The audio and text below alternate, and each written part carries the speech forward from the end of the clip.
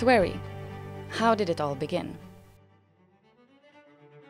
I realized everybody talked about Brussels. So I went there in March 1984 for the first framework program conference. And then I realized that we really have to be in Brussels because that is where things happen.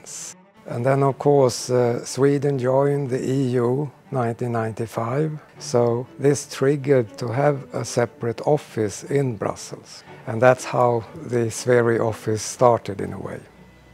SWERI was made up by a consortium of Swedish government agencies and universities until 2006. That's when Sweden's innovation agency Vinnova was given the coordinating role of European research and innovation cooperation in Sweden. Vinnova then also became responsible for the national contact points, or NCPs for short, for the European Research and Innovation Framework Programme, and took over the operations at SWERI. We worked until 2006, and then the framework program for research and innovation shifted, so we had framework program had much more relation to national programs. So that was the reason the NCP organization was moved into Vinnova. And I realized quite soon that we also needed the Swedish Research Council in Brussels to cover more basic research. So we had a whole chain from innovation to basic research. So that's how Vetenskapsrådet, Swedish Research Council, came in 2015.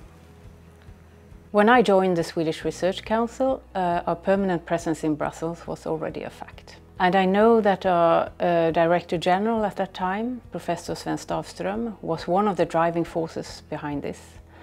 And of course his active engagement in this sent a strong signal and a clear commitment from the organization to become more involved in EU research policy.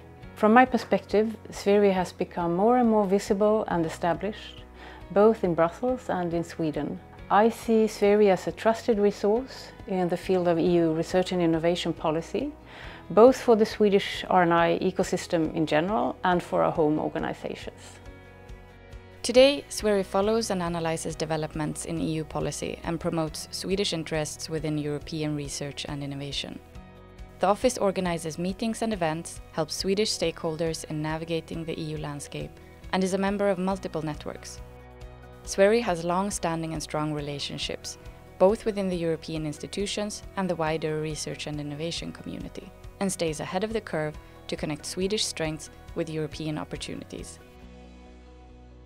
It has been really important for us to be present during these 10 years in discussions and try to align with the EU policies, and also where the new framework program is taking form. It's extremely important to have strong Swedish voices in different ways in Brussels, and the SWERI office is crucial in that sense, I would say. Absolutely.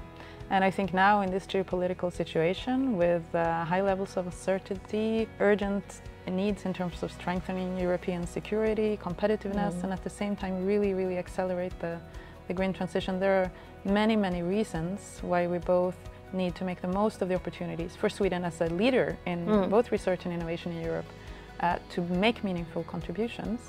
And that's where I think that we also agree that SWERI can play an even more important role moving forward. I really hope for, being this kind of strategic bridge between excellence and European ambitions.